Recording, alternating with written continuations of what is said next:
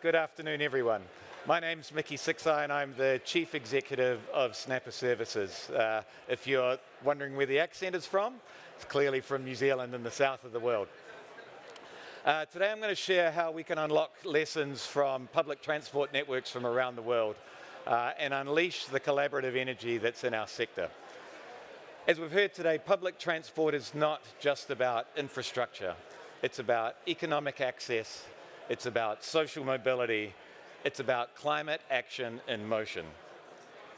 We all know that buses are the most used form of public transport in the UK, and they're the backbone of that system. So in the last year alone, there were 3.7 billion trips in England alone on bus. Transport for Greater Manchester, where we are here today, had 160 million over the last year, and that's 430,000 a day. So those are big numbers. And that scale matters because when buses work well, our cities and our towns work well. And that's because it all works together. And so that leads me to one of my favorite proverbs. If you want to go fast, go alone. If you want to go far, go together. And at Snapper, we believe if we want public transport and our networks to truly improve, we have to learn from each other. We have to understand what's working well, what's not working well, and how can we leverage each other's experience. We need to move forward together. And that's not just us. That mindset permeates through the whole sector. We see it here today with all of the collaborative spirit that we have in the room. And we see it with operators and authorities around the world every day. So all of the ingredients exist to collaborate. So how do we unleash that? How do we unleash that? That's not one question, it's actually three. And if you're a public transport leader around the world today, you want to ask yourself these three questions if you want to collaborate. You want to know, how am I performing today? You want to know, who are my true peers? And we want to know, where should I focus to improve the fastest? They're pretty simple questions, but they're not that simple to answer. We have more data than ever in our public transport networks, but I would argue we have less certainty. We get data from everything, from tap-ons, from our ticketing system, from our automatic vehicle location systems, schedule adherence, revenues, costs. But when we ask these questions, the answers are surprisingly complicated. And it's because there are four reasons why we can't answer these questions. The first is that data lives in multiple systems. Whether it's ticketing, AVL, planning, each can tell its own part of the story, but none of them tell the whole story. So that leads to what we see every day, manual consolidation. So everyone's going into these individual systems, they're manually extracting their data, copying and pasting things, putting it together in a spreadsheet. It's slow, it's inaccurate, it's pretty cumbersome. But we make it work because we've always made it work. So that leads to static reports.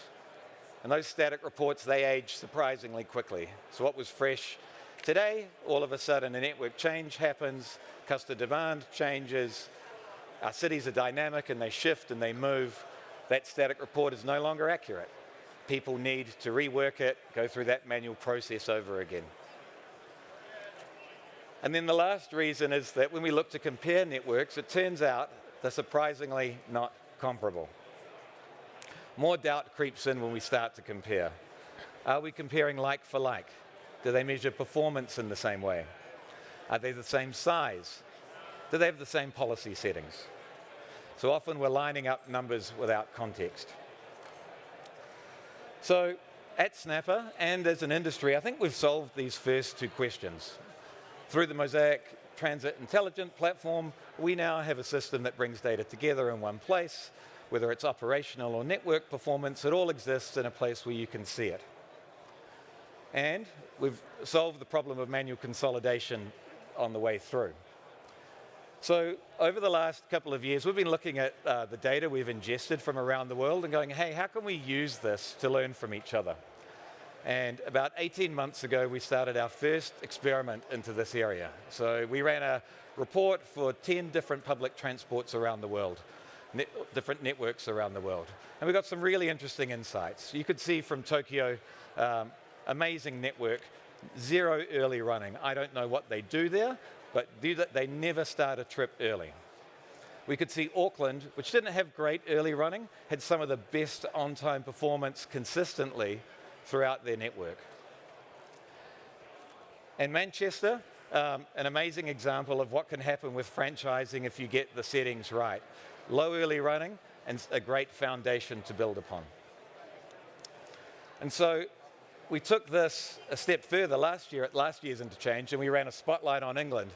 And you could see Transport for Greater Manchester and that experience that they had. They just kept on building and building. So really low early running, pretty good on-time performance. And I say there were 6 networks there. You can see that the obvious number 6 is missing, which is Transport for London. And why is that missing? Turns out their open data is surprisingly poor. You can't actually make good assessments based on TfL's open data. But at the same time, we're looking at these 2 artifacts that we have on our website, and even though they're over a year old now, we're getting surprisingly large amounts of traffic to it. So people are hungry to know. They want to compare. And so we realized for this year's Interchange, we had to solve those 2 problems that hadn't been addressed. We needed to make sure that this was relevant and up to date, and that you could truly compare. We wanted to remove that problem of aging reports. So, what I'm going to share with you today is what we think is a world first. We're not just presenting a report, we're launching a platform for shared clarity that anyone can use. It's open to everyone. So our evolved Global Public Transit Index is something fundamentally more powerful. It's not a PDF, it's not a static report, but it's a fully interactive resource that takes data from cities from all around the world and makes it easy to explore and compare public transport performance. And it's independent of size. So it's not just for the big end of town, it's for those smaller counties and towns who want to see how they can get better too. So, without any further ado, you are going to be the first people to take a look. So what we have here is the mosaic.co website. So no login required for this, and this is on the Global Public Transit Index tab, which has this very nice purple new tag on it. And there are 3 things you can do from the index. The first is that you compare your location. So let's take a look at this. So, because we're in Manchester, this is where we're starting. So a couple of things to note here. So firstly, the data is completely up to date. So this is data for all of February just been. So that is refreshed on a daily basis. And we can see here for Manchester City, it's part of the wider Greater Manchester network. Excellent early running still, so still under 1%, which is fantastic. Really good on-time performance, but a bit of lateness starting to creep into the network. We can see about 250,000 trips tracked in the last month, early on-time late threshold of -1 minute to 6 minutes, and just creeping into the top half of all of the locations that we measure around the world. So, who might they want to collaborate with? Shall we have a look at a neighbour, maybe? So let's take a look at Liverpool.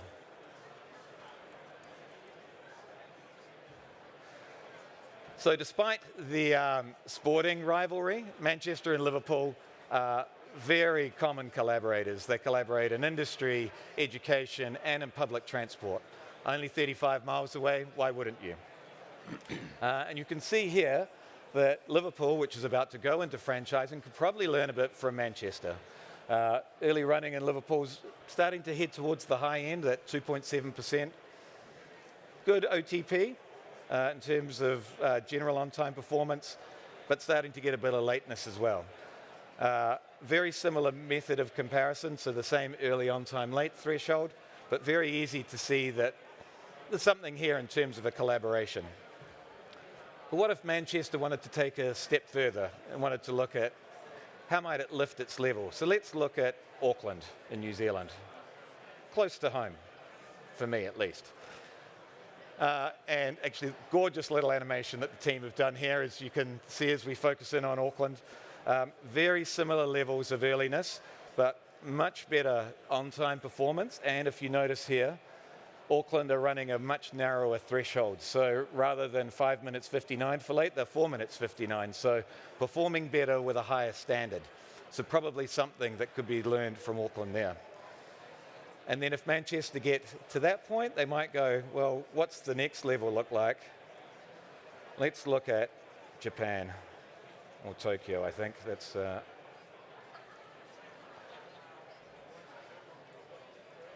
And as I was saying before, Tokyo's pretty impressive because it has zero early running. They just don't start trips early.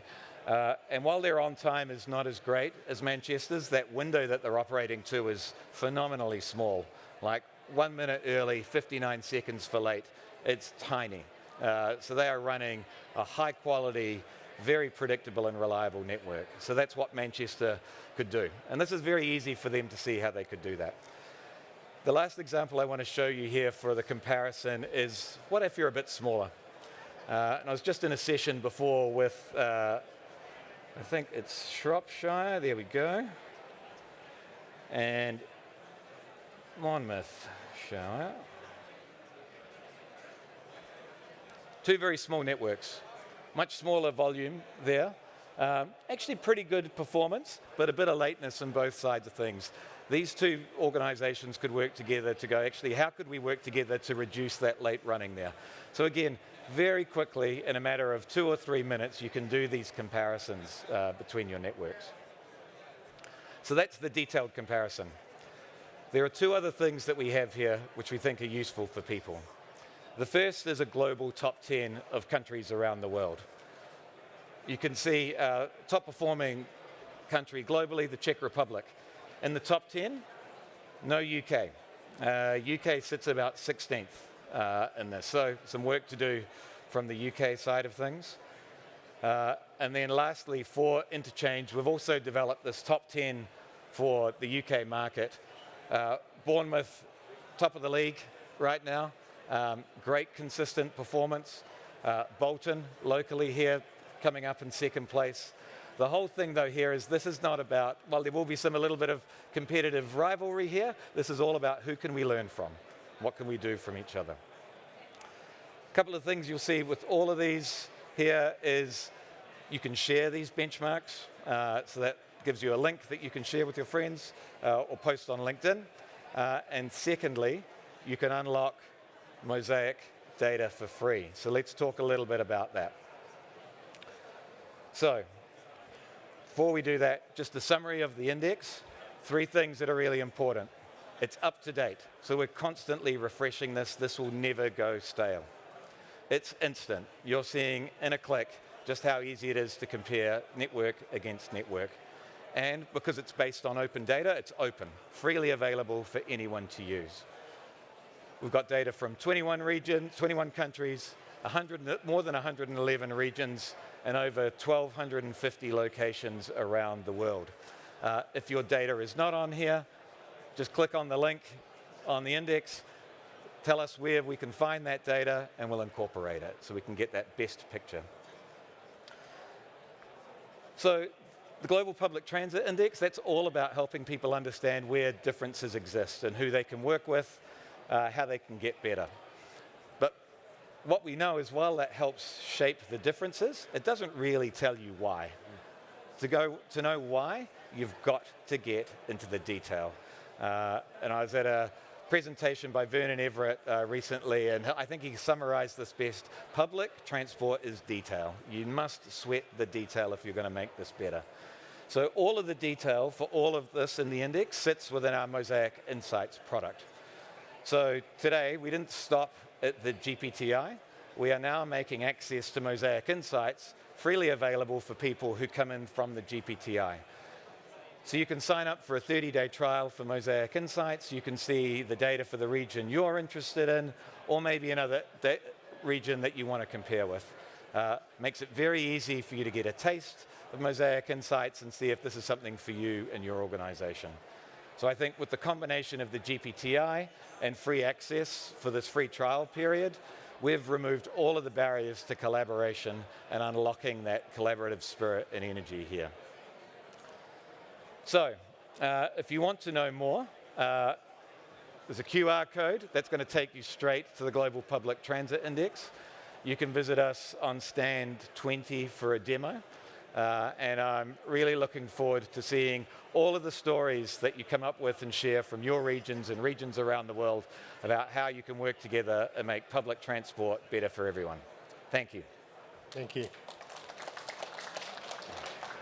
Monica, do you want to join me on the seat with a few questions? We may take some from the floor, but I had a few as we were going along. First of all, chronological rather than level of importance. So you started off there with the data, and you were saying basically that it's all about the details, but that the data sources were flawed. Yeah. So how are you able to get better data? Surely it's as good as the information you put in. Yeah, so the data that's available in terms of open data is actually quite variable in terms of quality, but we can basically do things to clean that data. So a really good example is you might get some vehicle position information, which doesn't quite align to the shape of a route.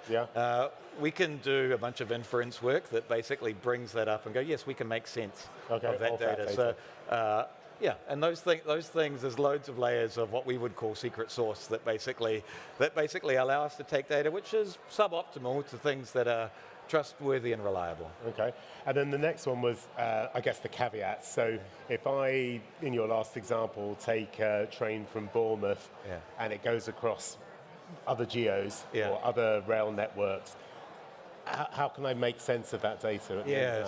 So what we do with this is that if you're looking at a region like Bournemouth, we're going, if a trip originates in that region, we're going to count it. That's it. So it doesn't matter where it goes. It doesn't matter where it goes. So that might mean there's a little bit of like duplication, but it just means that at least this is my origin point, this matters to me, so so we care about that too. And then if you've got the data and we've got the cleanup and we understand the elements, then it's the comparisons. So, for example, if I compare Auckland with Manchester, can I learn a lot from that? Can I say that they're better and therefore I should do what Auckland does? Or? Well, I think what we want to do with this is actually want to use it to spark conversations. So I think one of the things we see, particularly in public transport, is at the authority level, they're always wanting to learn and share from each other. And I think understanding who are your peers, I think that's what we're trying to solve with this, is go, so who might be a step ahead of you or who might be a step behind you that you can help lift up. And I think there's enough in there that goes, I think there's a conversation that's worth having here to explore this further. But it's not a kind of comparison of, we need to adopt the Auckland system. No. And I think policies are always, regions and locations specific, but I think there will always be lessons. A benchmark that you can look at. So I think, and Auckland's a great example, like they probably build in a bit of buffer into their network that other networks might not. And that's an interesting trade-off to make around going, if I want something that's more reliable, might cost me a little bit more, but I'm going to get a much better and smoother customer experience. I was going to ask a flippant question on one of the slides, which is I've never seen a train leaving early. So that data of leaving early, that's what, because it makes sense for the network, you get the train out? So it's interesting. Some trains do leave early. And actually there's a great example in Japan. It was about a year and a half ago. There was a train that left early and it made national news. Like it was the classic full apology from the company to the public for going, that the train left early. And I think it was like 25 seconds early. It was it was pretty small, but it goes to show how important it is for them. No, I was in Japan last year and I was shocked, shocked to hear that. You also said that learning across geos, I wrote the question, is learning across geos realistic? And you answered that. It's more of a comparison, really, a benchmark. But then there's the obvious question, which I think you alluded to there, which was, so what do I do about it? So for example, if I looked at the data there and I saw a difference of 85 to 90%, I'd probably be sitting there tapping my thumb saying, well, can Snapper help me? Is it ticketing? Is it what? Is it capacity? Is it driver training? And I think... And so it drives the conversation for you to look at. Exactly. Okay. And I think what we see here is looking at not what's best, but what's your next best improvement. So you can do. So you might have half a dozen options and go, actually, this is the best one for me right now. Okay. And I think that's what we're trying to, those are the conversations that we think really matter. And then, not a slight technical question, so is it an open AI system whereby I can plug my data in, or do I have to have lots of fixes on my system to be able to get the data into Mosaic? So if you can give us a data feed, we will do the work. Okay, so it's not something I've got to do at my end of the system. It's one of the problems that I think we realized existed, is that data cleaning and formatting it's chunky work, and it requires some quite dedicated expertise. And I think you highlighted it on your first slide. I think we can do that. Yeah. Okay, it's good to hear. Yeah. Are there any questions from the floor that anybody wants to ask? Or are you happy for us to continue chatting? No, are there any questions that anybody has? Good, I just want to make sure that they're on that.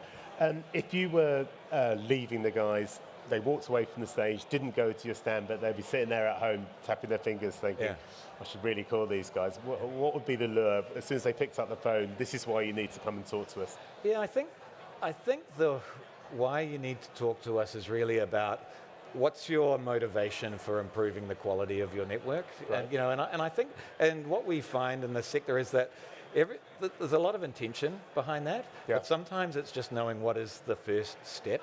And I think that's an area where we can really help, is going, hey, based on how you're performing now, these 2 or 3 areas here are how you can start to build that momentum. So we're big believers in those 1% improvements, that kind of continuous, getting into the habit of going, I'm going to look at what happened today, I'm going to make a small change, I'm going to see how it goes tomorrow, and just getting into that cycle. It's a mindset. It's a mindset thing. I think it's very easy in this sector to go, I need to spend a whole ton of money. Yeah, okay. I think we can start at a much more practical level. And if I take the conversation kind of out of the weeds, really, and take a look down, I looked at your website, and there are lots of projects you've got across the geos. Yeah. Are there countries, are there environments that you find it easier, or people are much more open to change, much more open to want to make it? Is it the UK? Where does the UK sit in comparison? The UK is blowing us away in terms of how, I guess, open they are to the changes around franchising, particularly the bus network. I mean, I think there was a fear that, the relationship between operators and authorities was pretty adversarial beforehand. Of course. But what I'm seeing is that everyone's just kind of bought into, well, this is the change, this is where we're going, how do we make this the best it can be? I think Manchester's shown how to do it well. I think Liverpool and West Yorkshire are following along really well behind, and I think all of the other mayoral combined authorities are doing the same. So we had the mayors in earlier. Yeah, an element of rivalry. Well, but I would describe it as friendly rivalry. No, definitely. We all benefit. Yeah. Exactly. I mean, I can't wait for the C card, right? Okay, right. You're on your own there. So one last opportunity for any questions. Anything that you didn't manage to say, or you wanted to leave the guys with? I think there's a couple of things here that are useful. So very easy to look at this as a product or a service for public transport planners and schedulers. But I think this is for anyone who's curious about the performance of public transport. I think it's great for all of those organizations like Campaign for Better Transport, for regional transport reporters. Everyone cares about PT. And I think this will just give people some insight in terms of actually how are we doing and where are we going. Have you reached out to those bodies? Yeah, they're on our list. I thought they might be, Because I was just thinking, because obviously they're the source that local countries would go to get their data. Absolutely. If you can talk to them and get their data better, then that's probably a route in. I would also say one other thing which is really important. This is possible because of far-sighted decisions that were made a long time ago around publishing open data. So in the UK, you've got the bus open data system. I mean, the fact that exists allows us to do this type of thing. So that's why you gathered the data. That's where we get because everything we share on that is open data. Okay. And so that's why we make it available for free, because you don't have to pay for it. Well, I think it's the right thing to do. I think it would be very easy for an organization to go, we're going to create value here and then we're going to monetize it. Our view is this is something that needs to go back. And obviously we've got quite a few people, so my last question, there are quite a few people here. You mentioned the coming to the stand on the QR code. And if after that when they get home, they suddenly think, yeah, do you know what? I should look into that. Is it a simple case of picking up the phone? Yeah, just go to mosaic.co. Mosaic.co. You'll find us. Brilliant. Brilliant. Any questions? One last opportunity, or forever hold your peace. Your pieces are held. We're off. Brilliant. Thank you, Mickey. Thanks very much. Thank you, guys.